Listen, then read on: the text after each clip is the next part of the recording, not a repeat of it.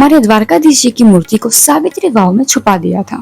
अब ऑब्वियसली अगर हमारे सपने में भगवान आएंगे, अरे प्रभु श्री द्वारकाधीश जी की मूर्ति अधूरी क्यों है, और वहां से मूर्ति को निकाल। जय द्वारकाधीश, कैसे हो सब ठीक हो ना? आशा करते सब ठीक ही होंगे। Welcome to my channel. आज का वीडियो हमारा है स्वयं श्री भगवान द्वारकाधीश जी के ऊपर। यस, भगवान द्वारकाधीश। अब द्वारका तो सबको पता है, सबने देखी है द्वारका, ठीक है। द्वारकाधीश जी का मंदिर भी सबको पता है, माँ रुक्मणी का मंदिर भी सबको पता है। बट क्या किसी को ये पता है कि हमारे प्रभु श्री द्वारकाधीश जी की मूर्ति अधूरी क्यों है? किसी को ये पता है? नहीं। क्या किसी को ये पता है कि भगवान द्वारकाधीश जी का मंदिर और माँ रुक्मणी का मंदिर अलग अलग क्यों है? ये पता है किसी को? नहीं। चलिए फिर जानते हैं कि क्या है वजह, क्या है रीजन। चलिए फिर जानते हैं। ओके, तो ये 15th सेंचुरी की बात है, जब युद्ध का माहौल था और उस युद्ध के दौरान पंडितों ने डर से हमारे द्वारकाधीश जी की मूर्ति को सावित्री वाव में छुपा दिया था। और कुछ सालों बाद हमारे भगवान द्वारकाधीश जी एक ब्राह्मण के सपने में आते हैं और उस ब्राह्मण को सपने में कहते हैं कि आपको कुछ समय बाद, एक उन्हें टाइमलाइन दी जाती है और बोलते हैं कि आपको इतने समय बाद मेरी मूर्ति सावित्री वाव से निकालनी है। अब ऑब्वियसली अगर हमारे सपने में भगवान आएंगे तो हम बहुत ज्यादा इम्पेशेंट हो जाएंगे, हम बहुत ज्यादा एक्साइटेड भी हो जाएंगे। क्या ये सच है? भगवान स्वयं मेरे सपने में आए, मुझसे उन्होंने बात की, मुझे उन्होंने ये कहा, हम एक्साइटेड हो जाएंगे। तो वैसे ही वो ब्राह्मण भी एक्साइटेड हो गए थे, बहुत ज्यादा इम्पेशेंट हो गए कि अरे ऐसा कैसे हो सकता है, क्या ये सच है? सच में हमारे प्रभु की मूर्ति किसी ने वहां पे छुपा के रखी है? वो भी इम्पेशेंट हो गए। तो वो ब्राह्मण टाइम से पहले ही सावित्री वाव पहुंच जाते और वहां से मूर्ति को निकाल देते भगवान द्वारकाधीश की। और इस वजह से हमारे प्रभु श्री द्वारकाधीश जी की मूर्ति अधूरी है, क्योंकि उनकी आंखें नहीं होती, उनकी आंखें बंद होती है।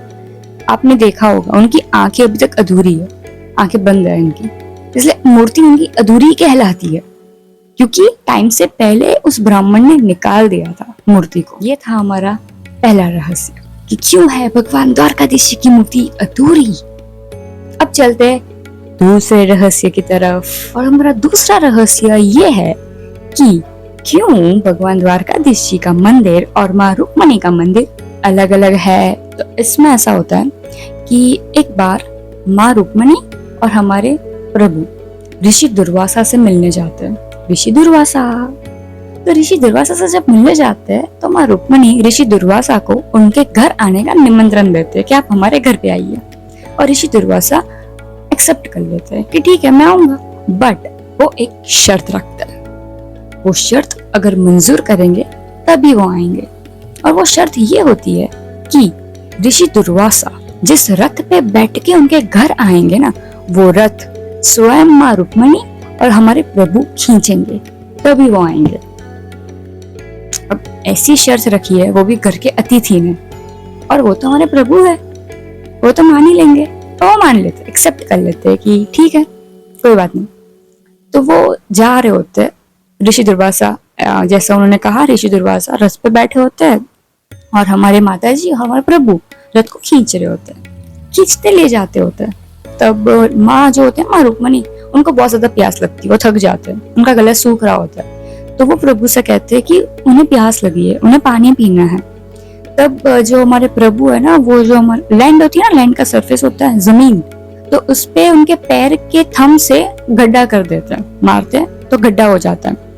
तो वहां से माँ गंगा प्रकट होते हैं और माँ गंगा से माँ रुक्मणी उनकी प्यास बुझाते हैं, पानी पीते हैं, माँ गंगा का पानी पीते हैं और उनकी प्यास बुझाते हैं।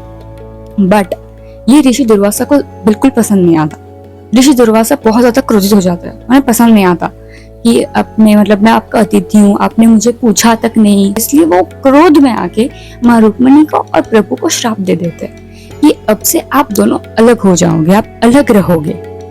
इसलिए उनका मंदिर अलग अलग बना है। अगर आपको पता हो, अगर आप द्वारका गए हो तो आपको ये पता होगा कि हमारे प्रभु द्वारकाधीश जी का मंदिर और माँ रुक्मणी के मंदिर में 2 किलोमीटर की दूरी है। जी हाँ, अगर आप नहीं गए तो आप जाइए, दर्शन कीजिए प्रभु के। तो ये था हमारा आज का वीडियो गाइस। ये दो एक ऐसे हिडन ट्रूथ है जो बहुत कम लोग जानते होते हैं। ओके गाइस, तो ये हमारा आज का वीडियो था। आशा करती हूँ आपको पसंद आया हो। अगर आया हो तो सब्सक्राइब कर दीजिए, ठीक है, लाइक भी कर दीजिए, और जो भी हमारी तरह से स्पिरिचुअल है शेयर भी कर दो उसे, ठीक है। Okay guys, see you then. जय द्वारकाधीश।